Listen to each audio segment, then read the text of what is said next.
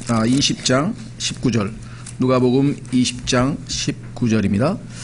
지난 시간에 포도원 비유를 주께서 말씀하셔서 이제 예수 그리스도의 재림과 관련된 말씀을 좀 하셨고요. 이제 예수님은 십자가를 향해서 계속해서 자신의 길을 가고 계신 중인데, 자, 하나님께서 보내신 종을 첫 번째, 두 번째, 세 번째 다 상처를 입히고 쫓아낸 다음에 아들마저 이제 죽인 이 살인자들이 자기 자신들에 대한 얘기라는 것을 눈치를 챘다라고 성경에 써 있네요. 그렇죠? 19절에.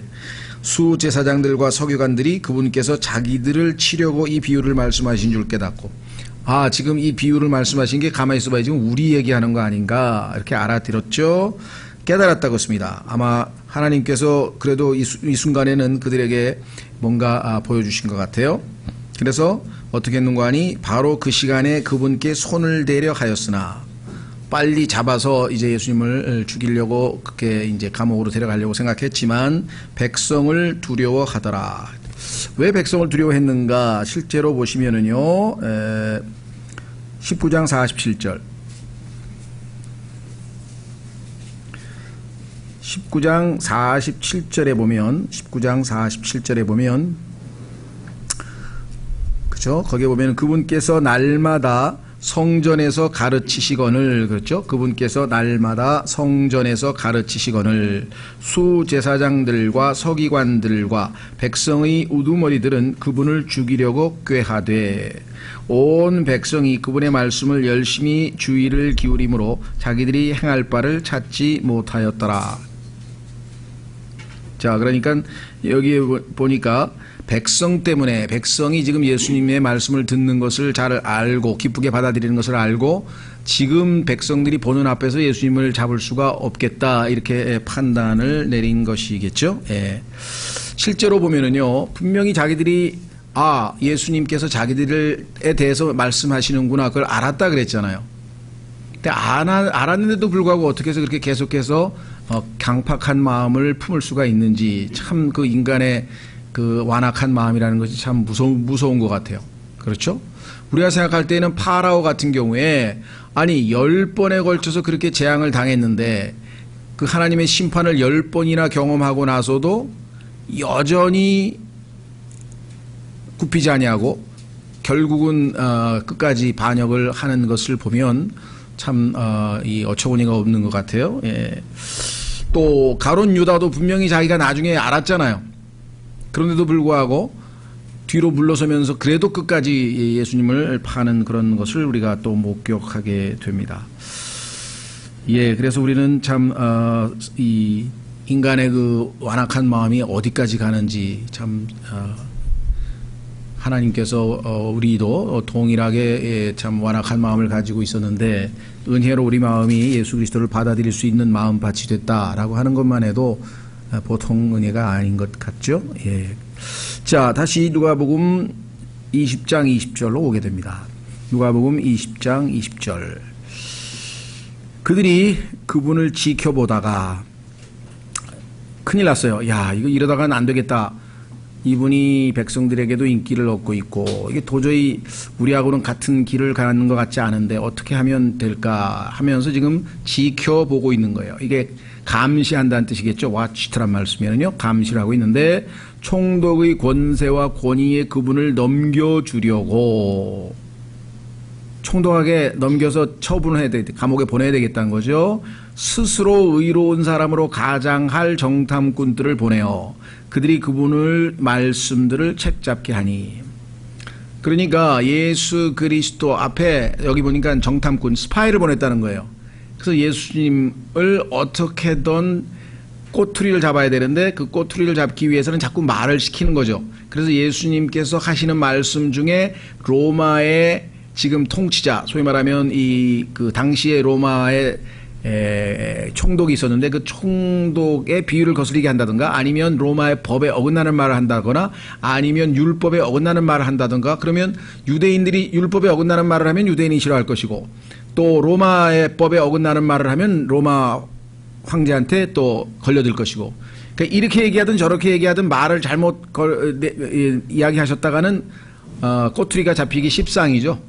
그래서 어떻게든지 꼬투리를 잡히게 하려고 지금 의도적인 접근을 했는데, 그래서 여기 보시면 20절에 스스로 의로운 사람으로 가장할 정탐꾼, 이런 표현이 나와 있죠. 사실은 의로운 자들이 아닌데 예수님 앞에 나가서 아주 굉장히 아주 막 근엄한 척하면서 자기가 의로운 사람인 척하면서 쏙 다가가서 아주 그럴싸하게 했다. 그렇죠? 여기서 지금 스스로 의로운 사람으로 가장한다는 표현 아시죠? 가장. 이 가장이라고 하는 것은 속이는 거잖아요. 우리 가장무도회 같은 것도 얼굴을 가리는 거잖아요. 속이는 거죠. 예, 속임수를 썼다라고 우리가 보게 됩니다. 자, 그래서 다시 본문으로 돌아옵니다. 방법은 뭐냐? 말을 시키는 거다. 왜 그러느냐? 한번 확인해 보겠습니다. 모르겠어요. 이 사람들이 성경을 알아서 한 건 아니겠지만 그래도 경험으로 봐서, 자, 잠언 10장 19절에 보시면, 잠언 10장 19절 말씀해 보시면 성경에 이렇게 기록되어져 있습니다. 잠언 10장 19절 말씀.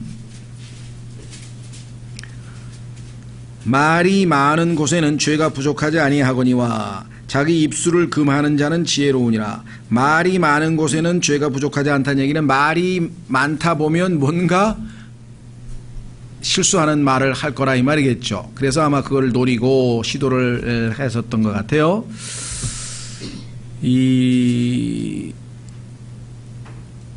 보면 정치가들도 그렇고 또 교회들도 그렇고 누군가가 이렇게 말을 하면 그 말을 꼬투리 잡아서 그 사람 그거를 해서 무너뜨리는 게 많죠.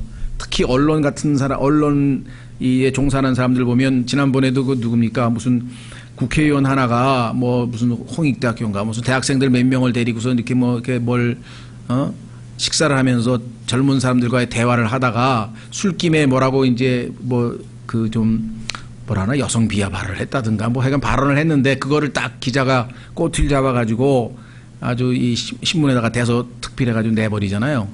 그렇죠. 그런 그것을 노린 거예요. 그래서 예수님이 말을 자꾸 시켜가지고 뭔가 실수하면 그거로 딱 잡아가지고 이제 당국에 고발하려고. 자, 그래서 다시 돌아옵니다. 21절 질문의 내용이 이겁니다. 그들이 그분께 물어 이르되 선생님이요 우리가 알기에 선생님은 바르게 말씀하시고.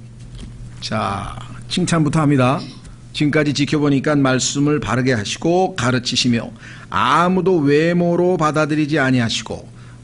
여기서 외모라고 하는 것은 참 우리말로 번역하기가 굉장히 어려운데, 우리말로 하면은 외모라 그러면은 얼굴 잘생긴 거냐 아니면 무슨 뭐 체격, 그렇죠. 성경에서 얘기하는 외모는 우리의 그거하고는 직접적인 연관이 없어요. 그러니까 우리 뭐 얼굴이 잘생겼다든가 못생겼다. 그래서 근데 번역을 할 수 없이 외모로 했는데 세상 일반 생활 가운데는 외모란 말이 그야말로 얼굴 모습이라든가 아니면 뭐 체격 조건이라든가 이런 거 관련되어 있는데, 여기서는 무슨 뜻인가 하니 외적인 여건을 얘기합니다. 그러니까 그 사람의 가문, 그 사람의 뭐 교육 수준, 뭐 그 사람이 가지고 있는 그런 외적인 여건들, 마음에 속 사람에 있는 어떤 심령에 관한 게 아니라 겉으로 그 사람이 가지고 있는 여러 가지 조건들을, 그러니까 하나님께서는, 예수님께서는 뭐 남자라고 봐주고 여자는 좀 무시한다든가 아니면 돈 많은 사람 봐주고 돈 없는 사람 무시한다든가 뭐 많이 배운 사람 봐주고 못 배운 사람은 무시한다든가, 아, 예수님은 그런 분이 아니구나 라고 칭찬을 한 거예요. 일반적인 사회의 통념은 소위 말하면 뭐 그런 조건이 좋은 사람들이 환영을 받는 거잖아요. 그렇죠? 예, 그래서 성경에 보면 교회에서도 그런 조건이 좋은 사람은 어서 오십시오 막 환영하고, 좀 뭐 별 볼 일 없는 것 같은 사람은 이렇게 등한시하고, 그것은 아주 악한 죄라 그랬어요. 여러분들 그 기억나시나요? 예, 한번 확인해 볼까요? 야고보서에 보면은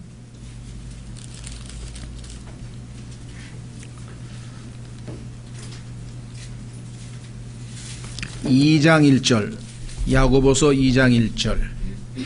과거에 어떤 제 경험에 그런 적이 있었어요. 뭐 직접적인 경험을 많이 한 건 아닌데 당사자가 이제 그 얘기를 하니까, 당사자가 제가 이제 옛날에 학교에 있을 때 똑같이 교회에서 소개를 하는데 한 사람은 이분은 제가 이제 그때 천안에 있는 당국대학교에 있었는데 당국대학교 교수시고 뭐 처음에 막 이렇게 그럴싸하게 소개를 하고 또 한 사람은 그냥 누구시입니다 이러고 소개를 한 거예요.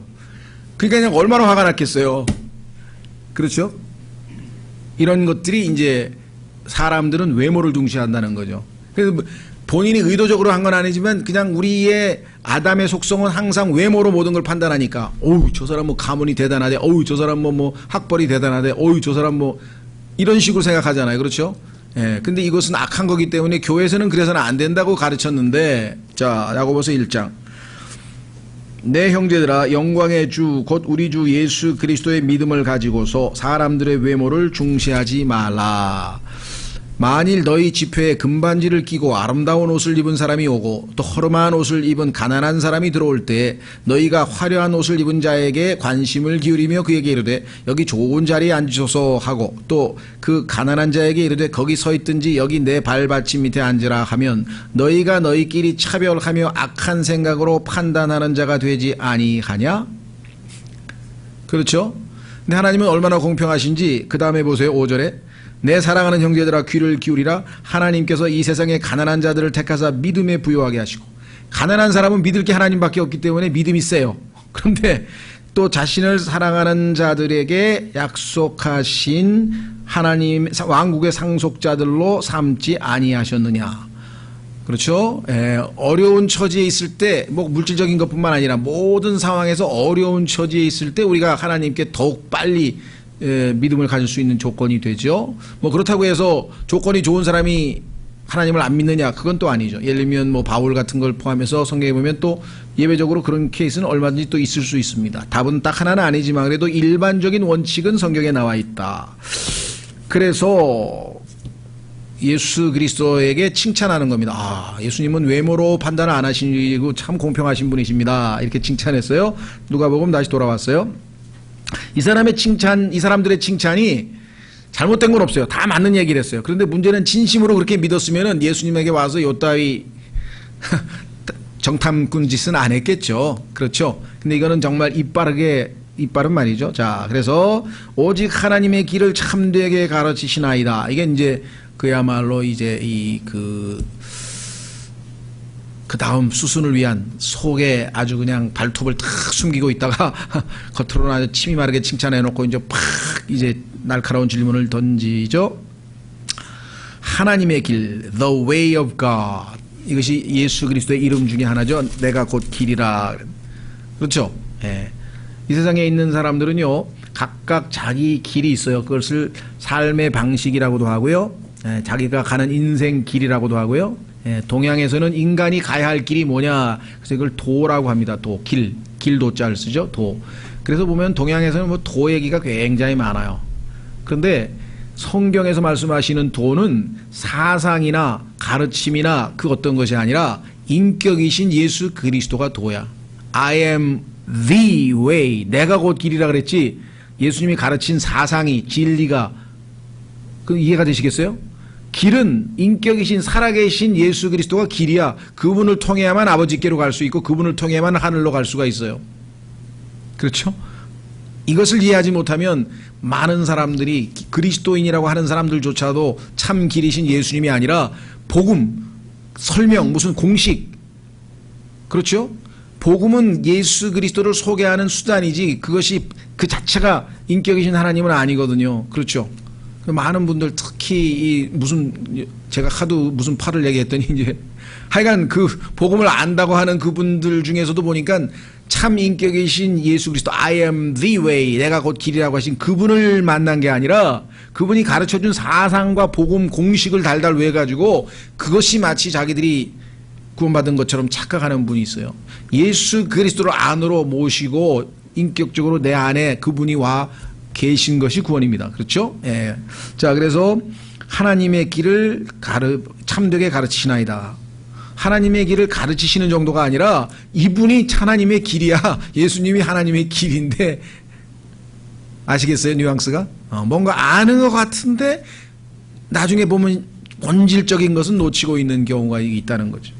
자, 22절. 우리가 카이사르, 이 카이사르라고 하는 말은요, 영어 발음으로는 시저입니다. 시저. 그러니까 로마의 황제를 시저라 그래요. 그러면 예를 들면 원나라, 옛날 그 몽골족 있죠? 원나라의 황제는 칸이라 그래요. 징기스 칸, 쿠빌라이 칸, 칸이 붙으면 황제 이름이죠. 그 다음에 터키라든가 이 아랍에서는요, 술탄이라 그래요. 술탄. 그렇죠? 예, 이런 식으로 또 그 왕을 지칭하는 그 용어가 있어요. 그러니까 여기서 지금 얘기하는 카이사르라고 하는 것은 로마의 황제를 시저라고 하는데, 이게 왜 카이사르라고 우리말로는 K로 번역했냐면 라틴어 발음식으로 하면 C자가 K로 발음이 돼요. 예. 그래서 이 라틴어로 발음을 했기 때문에 그냥 카이사르라고 한 거고, 영어로는 시저라고 이렇게 이 얘기를 합니다. 예. 그래서 자, 이것 때문에 혼동되는 게 꽤 있어요. 예를 들면은 우리는 고레스라 그러죠. 고레스. 이 바벨론의 느부갓네살 왕 이후에 다음에 나온 벨샤살 마지막 왕을 죽이고 물리치고 바벨론 제국을 무너뜨리고 페르시아 왕국이 들어섰는데, 그 페르시아 그 황제 이름이 고레스라 이 말이죠. 그런데 영어로는 그걸 사이러스라 그런다고. 사이러스. 이게 지금 고레스하고 사이러스하고 같다는 것을 모르는 사람은 헷갈려 버리죠. 그렇죠? 예. 시사에도 그래요. 예를 들면 지중해에 있는 섬이 하나 있는데 키프로스라는 섬이 있단 말이죠. 그런데 그건 영어로는 사이프러스 섬이 되는 거예요. 거기에는 이제 그리스의 절반, 터키 사람이 절반 해가지고 맨날 거기서 막 민족 분쟁이 터져가지고 티격태격 하거든요. 그래서 이제 국제적으로 유명한 그 분쟁 지역 중에 하나란 말이죠. 예, 그래서 라틴어로 C가 K로 발음이 되고, 그다음에 영어로는 S자로 발음이 되기 때문에 같은 지명이 다르게 발음되는 경우가 종종 나오는데, 대표적인 게 성경에서도 이게 지금 고레스라고 하는 그 왕의 이름하고, 그다음에 여기 시저, 카이사르라고 하는 이름이라는 걸 좀 기억을 해 두셔야 되겠죠. 자, 카이사르에게 공세를 바치는 것이 옳법에 맞나이까 맞지 않나이까 하거늘. 자, 이 질문은 아주 난처한 질문이죠. 왜? 자, 맞는다 그러면은 공세를 내란 소리인데, 그럼 유대인들이 흥분할 거 아니에요. 아니 어디 이방 왕에게 감히 하나님께 공세를 낼 걸 막 하면서 흥분하고 그럴 거 아니에요. 그렇죠? 그러니까 유대인에게 점수 떨어질 일이고, 유대인들을 비유를 건드릴 얘기고, 만약에 여기서 나와 있는 것처럼 안 맞다, 내면 안 된다 그러면은 이 바리새인하고요, 그다음에 여기 누구죠? 사두개인하고 이 두 종류가 있는데, 서로 다른 사람들이, 하나는 보수주의자고 하나는 자유주의자고, 아주 하나는 종교적인 사람이고 하나는 정치적인 사람들인데, 이 두 그룹이 서로 앙숙인데도 불구하고 예수님을 고발할 때는 힘을 합쳐서, 예? 둘이 딱 힘을 합쳐가지고 지금 예수님을 지금 공격한단 말이죠.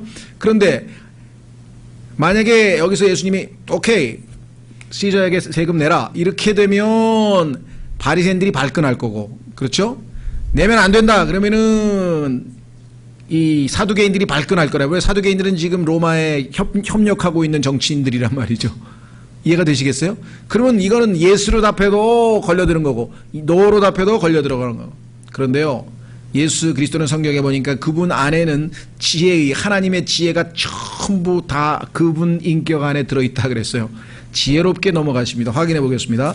여러분들도 이 세상에서 정말 지혜롭게 사시려면 예수님을 의지하셔야 돼요. 자, 한번 확인해 보시죠. 골로새서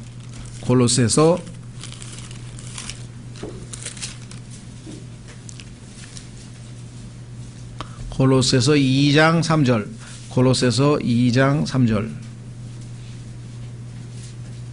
그분 안에는 지혜와 지식의 모든 보화가 감추어져 있느니라. 그분 안에는 지혜와 지식의 모든 보화가 감추어져 있느니라. 그래서 예수님께서는 여기서는요, 예스도 아니고 노도 아니고 놀라운 방식으로 문제를 해결하셨습니다. 자, 보세요. 돌아옵니다.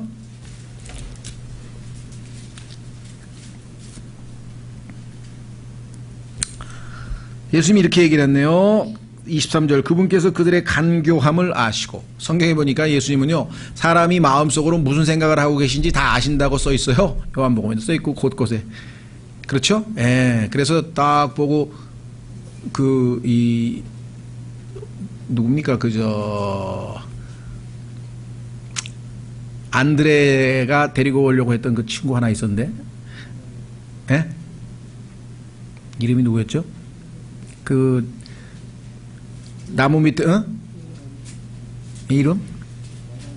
나다니엘. 네, 나다니엘이 무슨 생각을 속으로 하고 있는지 다 예수님이 통찰하고 다 알고 계셨다고 나다니엘에게 얘기하잖아요. 그렇죠? 네. 그 이외에도 성경에 보면 예수님께서 그들의 마음을 아시고 이런 표현이 종종 나와요. 네. 자, 그래서 여기서도 딱 보니까 이게 날 속이려고 왔구나. 간교함을 아시고 그들에게 이르시되 너희가 어찌하여 나를 시험하느냐. 넌 지금 답을 알고 싶어서 하는 게 아니라 나를 시험하려고 왔구나. 자, 데나리온 하나를 내게 보이라. 그것의 형상과 그 위에 쓰인 글이 누구의 것이냐 하시니. 지난번에도 말씀드렸습니다만은 이 영어 킹제임스 성경에는요 파운드라고 되어 있는데 그걸 우리는 헬라어를 그대로 음역해서 문화라고 번역을 했고요. 그 다음에 여기 나와 있는 펜이라고 하는 좀 제일 낮은 단위죠. 펜이라고 하는 단위를 영어식으로 안 쓰고 이제 여기 데나리온이라고 해서 헬라어를 그대로 갖다 썼는데 이렇게 되면 이제 영어 킹제임스 성경을 번역했다고 하기는 조금 그렇단 말이죠. 그래서 이 문제는 좀 이제 논쟁이 좀 있습니다. 그냥 파운드 펜이로 해서 그냥 영어 킹제임스 성경식으로 번역을 해야 영어에서 번역했다고 되지 않겠는가 뭐 이런 말들이 있는데 어쨌거나 하여간 헬라어를 그대로 음역을 해서 가져다 썼네요. 데나리온 하나를 내게 보이라. 그것의 형상과 그 위에 쓰인 글이 누구의 것이냐 하시니 그들이 대답하여 이르되 카이사르의 것이니이다 하매. 자, 너희 그 가지고 있는 동전 내봐봐. 딱 냈어요. 거기에 했더니 황제 이름이 딱 써있고 황제가 써놓은 글이 딱 써있다. 그 당시에 완전히 그 디베리아라고 하는 그 티베리우스죠. 티베리우스라고 하는 로마의 황제는 거의 신격화돼 가지고요. 그러니까 그냥 신의 이름이 여기 써 있는. 우리 돈에는 뭐라고 써 있는지 내가 잘 모르겠어요. 달러에 보면요. 여기 나와 있는 써 있는 글 있잖아요. 그 위에. 그걸 슈퍼크립션이라고 그러는데 거기에 보면은 달러 지폐 맨 뒤에 보면은 딱 뭐라고 하냐면 In God we trust. 우리는 하나님을 신뢰합니다. 이렇게 써놨어요. 근데 요즘에 와서는 그 하나님이 달러 지폐인지 하늘에 계신 하나님인지는 잘 몰라 이제. 헷갈려가지고 지금은.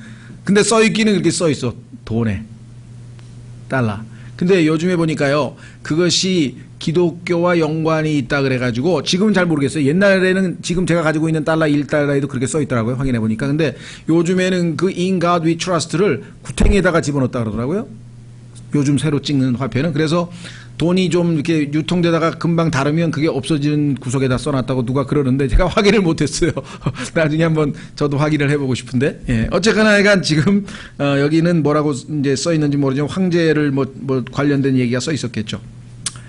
하시니 그들이 대답하여 이르되 카이사르의 것이니라 하매 이렇게 얘기를 했네요. 자, 그러면 예수님께서 어떻게 답변을 하셨는가? 그분께서 그들에게 이르시되 그런즉 카이사르의 것은 카이사르에게 하나님의 것들은 하나님께 바치라. 정말 놀라운 답변을 하셨네요. 그렇죠? 아무런 문제를 일으키지 않은 정확한 답변을 여기다가 딱 해놓으니까 이 사람들이 어떻게 됐습니까? 한문으로 얘기하면 유구무원이라 그러는데요. 입은 있는데 말문이 닫힌 거야. 너무 어안이 벙벙해가지고 너무 지혜로운 말씀에 입이 닫혀버렸어요. 그렇죠? 야, 기가 막힙니다. 그래서 26절 그들이 백성 앞에서 그분의 말씀들을 능히 책잡지 못하고 그렇죠? 예, 그분의 대답에 놀라며 잠잠하니라 이렇게 써있네요. 자, 우리 한번 마태복음 26장 2절로 한번 가보겠습니다. 마태복음 26절이 아니고 20장 2절. 마태복음 20장 2절로 가시면은 그가 하루에 1데나리온씩 주기로 이렇게 나와 있죠. 그러니까 당시에 하루 품삯이 1데나리온이구나. 이거 우리가 좀 짐작해 볼 수 있겠죠. 예. 뭐 우리나라 요즘에 보니까 뭐 올해 최저임금이 6,030원이라고 그래요. 시간당 6,030원이면 하루에 8시간이니까 그렇죠? 뭐 이렇게 해서 이제 계산해 보면 여러분들 아시겠죠? 자, 그 다음에 또 확인하고 싶은 것은 뭐냐? 마태복음 17장 26절 보시면 마태복음 17장 26절 보시면 마태복음 17장 24절부터 보시면은요 이렇게 되어 있습니다. 그들이 가버나움에 이르렀을 때 공세 돈 받는 자들이 베드로에게 나와 이르되 너희 선생님은 공세를 내지 아니하시느냐? 왜 돈 안 내느냐 세금을. 그가 이르되 내신다 하고 집에 들어가매 예수님께서 그보다 먼저 이르시되 시몬아 내 생각은 어떠하냐. 땅의 왕들이 누구에게서 관세나 공세를 걷느냐. 자기 자식들에게서냐 타인들에게서냐 하시니 베드로가 그분께 이르되 타인들에게서니이다 하매 예수님께서 그에게 이르시되 그렇다면 자식들은 면제되리라. 문제는 그래도 국가의 룰은 지키자. 27절 그럼에도 불구하고 우리가 그들을 실족시킬까 염려하노니 너는 바다에 가서 낚시바늘을 던져 처음 올라오는 물고기를 잡으라. 내가 그것의 입을 열면 돈 하나를 발견하리니 그것을 가져다가 나와 너를 위해 그들에게 주라. 너구나 하고 세금 반에서 반세겔씩해서 주라. 이렇게 주님이 말씀을 하셨죠. 자, 오늘날 우리 주변에 보면은요, 우리나라는 뭐 그렇게까지 하는 사람 별로 못 본 것 같은데 미국은 자기 주장이 강한 나라라서 그런지 세금을 못 내겠다 이거야. 왜? 국가가 하는 일이 보니까 자기가 생각하는데 보니까 너무나 성경에서 어긋나는 일에 세금을 쓰고 있다. 그래서 나는 세금을 낼 수가 없다. 이렇게 주장하는 그리스도인들이 실제로 있어요. 근데 성경적으로 보면 아니죠. 예수님도 지금 내시잖아요. 그들을 실족하게 하지 말자. 그러면 내시고 계시고 또 위에 우리가 정확하게 신약 성경에서는 공세 낼 사람에게는 반드시 내라 라고 성경이 분명히 되어 있죠. 예, 로마서 13장 7절로 가보겠습니다. 로마서 13장 7절. 그래서 국가에서 우리에게 지우는 의무는 우리가 다 해야 합니다. 때로는 뭐 국가에서 주는 혜택도 우리가 받을 수 있죠. 처지에 따라서는요. 자, 로마서 13장.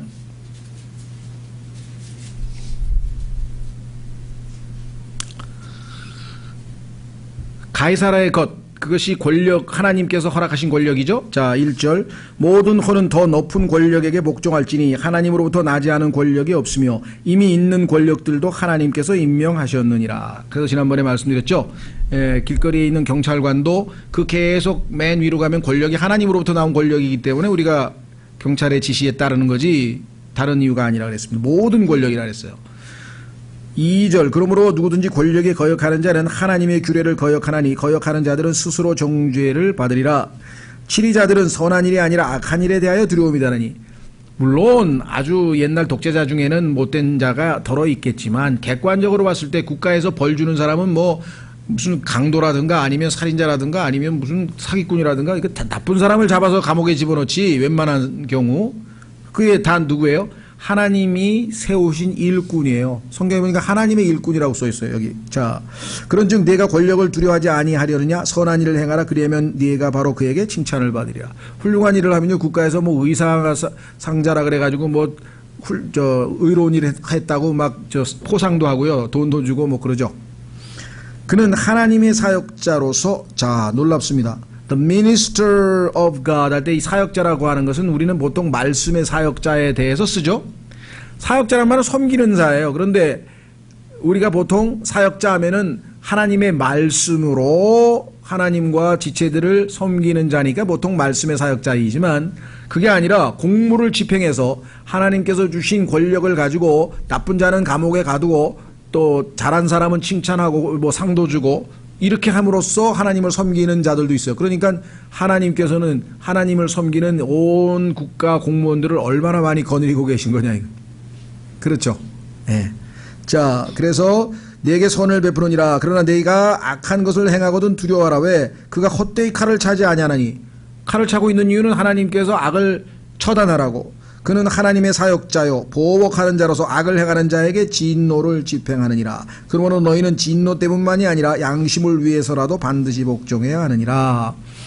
내가 세금 안 내면 잡으러 와서 나를 감옥에 보낸다. 그러기 때문에 세금 안 내는 게 아니라 하나님께서 주신 위에 있는 권세에게 복종하라고 하신 하나님의 말씀을 어기면 내 양심의 가책을 받잖아요. 그러니까 양심 때문에라도 국법을 준수하라. 이렇게 되겠죠. 6절 이런 까닭에 너희가 공세도 바치나니 그들은 하나님의 사역자로서 바로 이 일에 항상 힘쓰느니라. 그래서요. 하여간 저는 뭐 딱지가 날라온다든가 아니면 뭐 속도 위반을 했다든가 신호 위반을 했다든가 날라오면 그냥 바로바로 냅니다. 바로바로. 물론 일정 기간 내에 빨리 내면은 또 할인도 돼서 내겠지만 하나님 말씀이 떠오르는 거 아이고 내라 그럴 때 빨리 내자. 그렇죠? 자, 그러므로 모든 사람에게 그들이 마땅히 받을 것을 주되 공세받을 자에게 공세를, 예수님 하신 말씀하고 똑같잖아요. 관세받을 자에게 관세를, 두려워할 자에게 두려움을, 존경할 자에게 존경을 주라, 이렇게 말씀하셨죠. 자, 그래서 국가는 정치 권력을 얘기하는 것이고, 그 다음에 이제 하나님의 것은 하나님께 바치라 이거죠.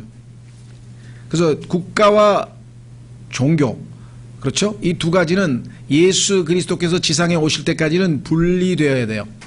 두 가지가 함께 할 수는 없어요.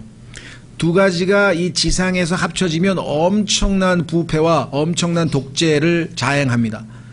그렇죠? 예. 여러분들 역사적으로 제일 큰 예가, 실예가 로마 가톨릭 교회잖아요. 그렇죠?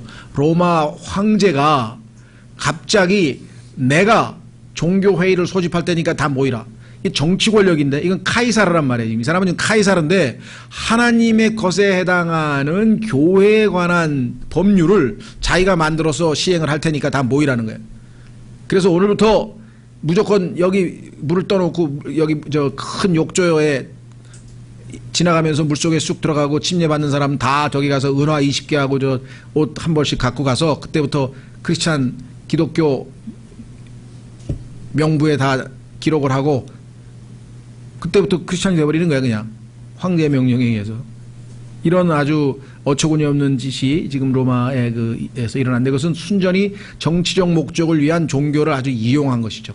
오늘날도 보면 정치적 목적으로 종교를 이용하고 있는 경우가 허다합니다. 근데 주님께서는 이 지상에서는 절대로 그래서는 안 된다. 그래서 미국 헌법 1조는 뭐냐? 미국의 헌법에 있어서 권리장전인가요? 뭐 1조인가 보면 그런 게 있어요. 국가는, 그렇죠? 국가는 종교에 관한 한 그 어떠한 법도 제정할 수 없다. 종교를 지지하는 법도 안 되고 종교를 반대하는 법도 안 되고 종교는 완전히 자유입니다. 그래서 유명한 그 누구죠? 패트릭인가, 이름을 잊어버렸네. 패트릭인가 하는 그 유명한 사람이 침례교 목사가 하나 있었는데, 그 사람이 나에게 자유가 아니면 죽음을 달라 했을 때, 요즘에는 노동자들이 빵이 아니면 죽음을 달라 그러는데 그 얘기는 이제 공산주의에서 혁명할 때 쓰는 것이고, 이때 자유가 아니면 죽음을 달라고 했을 때는 내가 하나님을 믿을 수 있는 자유, 마음껏 내 방식대로 믿을 수 있는 종교적인 자유에 관한 외침이었다는 것을 우리가 역사를 통해서 우리가 확인을 해볼 수가 있습니다. 패트릭 헨이라는 사람인데 제가 잊어버렸네.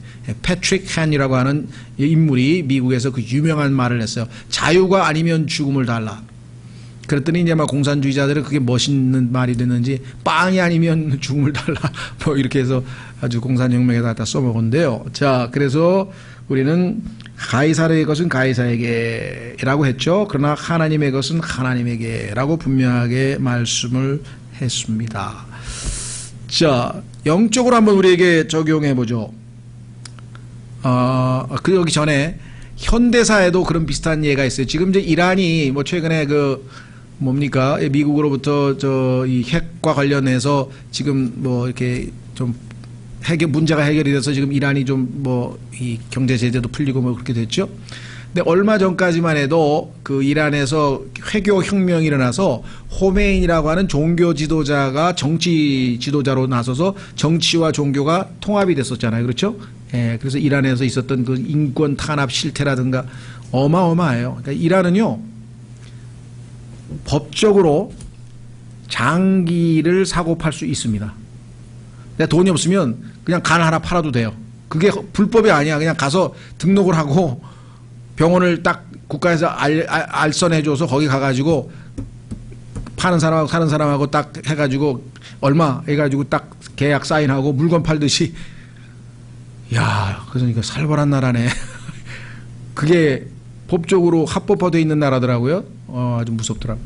하여간 어쨌거나 우리나라도 옛날에 보면 이 고려 때 그 중들이 정치에 관여해서 아주 엄청난 부패가 있었고요. 신라 시대에도 중들이 또 관여해서 있었죠. 그러니까 역사적으로 보면 종교와 정치는 이 지상에 있어서는 두 개의 가장 큰 권력이기 때문에 합치면 반드시 부패하고 반드시 이 문제가 생깁니다. 그래서 주님께서 이 하나님 말씀하셨고, 예수 그리스도께서 이제 지상에 오시면 당연히 예수님은 카이사이신 동시, 그러니까 소위 말하면 왕이신 동시에 대제사장이시기 때문에 종교와 정치가 하나가 되어서 이때는 의로우시고 거룩하신 분이 통치를 하기 때문에 두 가지가 합쳐도 전혀 부패하거나 오히려 시너지 효과가 일어나서 완전한 전인격적인 통치가 이루어지겠죠. 그것이 우리가 꿈꾸고 있는 그날이죠. 그 천년왕국 때. 자, 그래서 우리는 하나님의 것들은 하나님께 바치라. 영적으로 우리 그리스도인에게 한번 적용하고 마치겠습니다. 자, 확인해 보겠습니다. 고린도 전서 6장. 고린도 전서 6장에 가면요. 우리 그리스도인들은 성경에 뭐라고 써 있느냐. 우리 자신은 우리 게 아니죠? 왜? 핏값을 치르시고 예수 그리스도께서 구속하셨잖아요. 사셨잖아요. 그러니까 우리는 소유권이 우리가 아닙니다. 그런데 우리 주님은 우리는 분명히 값을 치르고 산 노예인데, 노예 시장에서 산바된 노예인데 우리에게 자유를 주셨다고 갈라디아서에서 얘기했죠. 그래서 우리는 주님이 새로 우리를 소유하신 분이 우리에게 자유를 주셨기 때문에 우리가 정말 엄청난 은혜와 긍휼을 지금 누리고 있는 겁니다. 그렇죠? 그런데 문제는 그 자유를 가지고 어떻게 합니까? 남용을 해서 하나님이 기뻐하시지 않는 일에 이 자유를 쓰니까 그리하지 말라라고 갈라디아에서 여러 번 당부를 했는데, 자, 고린도전서 6장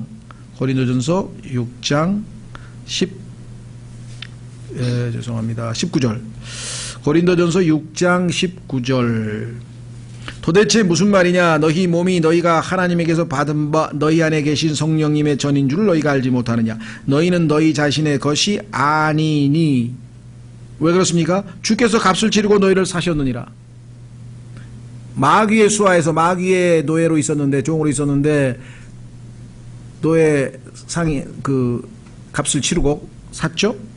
그런즉 여기 나와 있네요. 하나님의 것, 여기 나와 있죠. 하나님의 것인 너희 몸과 너희 영으로 하나님께 영광을 돌리라. 그렇죠? 우리 그리스도인이라고 한다면 나의 몸과 내가 가지고 있는 모든 것, 그 무엇이 됐든 간에 다 소유권이 주님께 있기 때문에 하나님의 것은 하나님께 드리라고 하신 주님의 말씀에 따르면 우리는 전적으로 우리 자신을 주님께 내어드려서 헌신해야 된다라고 하는 것은 너무나 당연하겠죠. 예, 그래서 이 엄청난 선포 앞에 백성들이 그분 앞에서 말씀들을 택 잡지 못하고 그분의 대답에 놀라며 잠잠하니라. 이 held their peace라는데요. 그렇죠? 직역을 하면 그들이 평온함을 유지하더라. 그러니까 말을 하면 시끄러워지니까 입을 딱 다물고 있었다는 표현을, 아주 재미있는 표현을 썼는데요. 예. 자, 이렇게 해서 우리는 국가와 종교 간의 문제까지도 아주 아주 너무나 지혜로운 방식으로 주님께서 해결을 해 놓으셨네요. 그렇죠? 예. 다음 주에는 이제 사두개인들이 이제 등장합니다. 그러니까 일종의 태그 매치라 그러죠. 여러분들 레슬링 할 때 이렇게 한 사람이 있으면은 이렇게 딱 태그를 하고 그 다음 사람이 나오잖아요. 그러니까 바리새인이 와가지고 종교적인 문제를 가지고 쫙 주님을 막 코너로 몰고 갔는데 주님께서 딱 지혜롭게 답변을 하시고 할 말이 없으니까 그 다음 사람이 딱 나타났어. 이번에는 사두개인이야. 사두개인이라는 사람은 자유주의자이기 때문에 초자연적인 것들을 전혀 믿질 않아. 그러니까 부활도 안 믿고 천사도 안 믿고 뭐 하여간 영적인 세계를 믿지를 않아. 그러니까 이 사람들이 예수님을 또 걸려 넘어뜨리게 하기 위해서 부활을 가지고 이제 얘기를 하는 거예요. 그것도 모세 율법의 기초에서. 자, 모세 율법에 보니까 분명히 한 사람이 결혼을 했는데 남편이 죽었어. 그래서 대를 이을 수가 없어. 자녀가 없어. 그러면은 남편의 형제들 중에서 제일 가까운 형제 중에서 이 형수와에서 형의 대를 이어주도록 하나님께서 법을 세웠다면 왜? 그 집안이 다 끊겨져서는 안 되니까. 그렇죠? 그러니까 이 사람들이 아주 극단적인 예를 든 거죠. 그래서 첫째 형제가 했는데 또 그 사람도 죽었어. 아기를 못 낳고. 그러니까 그 다음 그래가지고 7명의 형제가 전부 다 한 여자하고 결혼을 해가지고 결국 아기를 못 낳는데, 그럼 나중에 부활할 때는 7명 남자 중에서 누가 이 여자의 남편이 되느냐? 우리가 생각할 때는 참 그런 질문을 예수님께 던진 거예요. 예수님께서도 이 문제에 대해서 난감한 질문인 것 같지만 여기에서 주님은 위대한 진리, 부활 후에 사람들이 시집도 가지 않냐고 장가가지도 않는 그 위대한 또 진리를 여기서 선포하셨어요. 그러니까 예수님은 기회가 주어지는 때마다 위대한 교리들을 선포하시는 참 지혜를 보이셨는데, 아주 흥미진진한 주제가 다음 주에 또 나올 것 같습니다.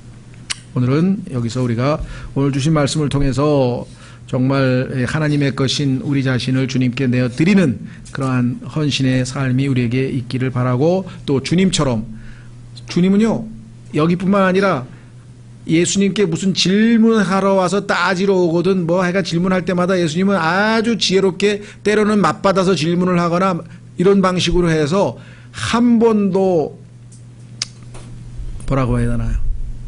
그 책을 잡히거나 아니면 그 답변을 들어온 사람을 실망시키거나 그런 적이 없어요. 전부 다 어안이 벙벙해가지고 너무 그 놀라운 지혜로운 답변에 입을 벌리고 유구무원이었다, 이렇게 성경에 기록되어 있어요. 제가 이왕 얘기가 났으니까 한 말씀 더 드렸으면 좋겠네. 사실은 이것이 여러분과 저는 아니지만 이 땅에서 예수 그리스도를 받아들이지 않는 사람이 이제 그 흰 왕좌 심판에서 겪게 될 일입니다. 한번 마지막 성경 구절 한번 이왕 나왔으니까 한번 확인하고 넘어갔으면 좋겠네요. 로마서 3장 4절. 로마서 3장 4절에 보면요, 성경을 읽다가 상당히 이상한 구절이 하나 나와요. 바로 이 구절입니다. 오늘 우리가 접한 그 구절과 로마서 3장 4절에 딱 해당되는 구절인데요.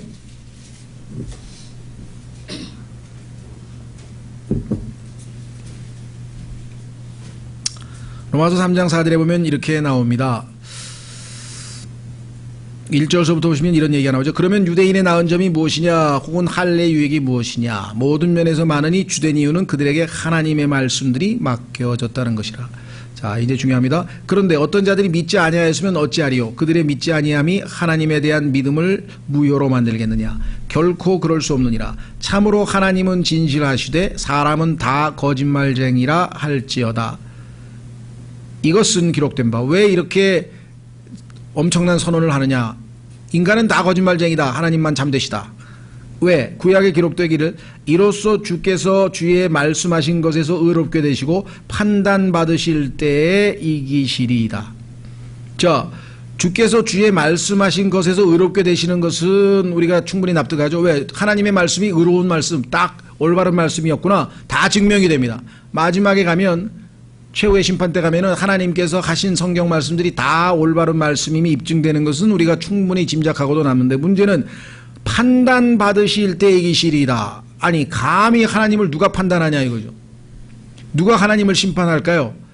자, 지금 오늘 바리새인과 사두개인 이런 사람들이 예수님한테 와가지고 따졌죠. 그런 것처럼 큰 왕좌 심판에 가면 마지막에 이제 심판을 받고 지옥불로 던져질 터인데, 그때 하나님께 따지려 드는 사람이 있어요. 내가 왜 지옥에 가야 되냐. 우리 옆집 사람 보니까 교회는 댕겨도 나보다는 훨씬 도덕적으로 아주 형편없는 삶을 살았는데, 그 사람 보니까 아까 지옥에 안 가고 생명책에 이름 기록되었다고 통과했는데, 나하고 한번 비교해 보십시오. 나는 저 사람보다 훨씬 더 훌륭한 삶을 살았는데요, 나는 왜? 그럼 뭐라고 답변하시겠어요? 예. 뭐 그런 거를 포함해서 애가 하나님께 따지려 드는 사람이 판단 받으실 때 얼마나 많은 사람들이 하나님께 대드는지 생각해 보셨어요? 근데 그때 누가 이기냐? 하나님이 이기신다라고 성경에 써 있네요. 예수님께서 이 지상에서 다 이겼듯이 그때 가면 하나님을 이길 수 있는 자는 없습니다. 그렇죠? 예. 뭐 그것에 대해서 여기서 길게 얘기할 수는 없지만은, 이 땅에서도 예수님께 대들고 따지고 했던 사람들이 있었던 것처럼 나중에 마지막 최후의 심판 때도 이런 자들이 있는데, 그때 하나님은 의롭고 그들은 다 유죄로 선포될 것임을 성경에서 우리에게 분명하게 가르치고 계시죠. 예.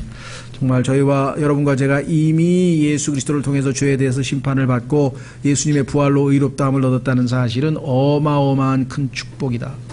잠깐 기도하겠습니다.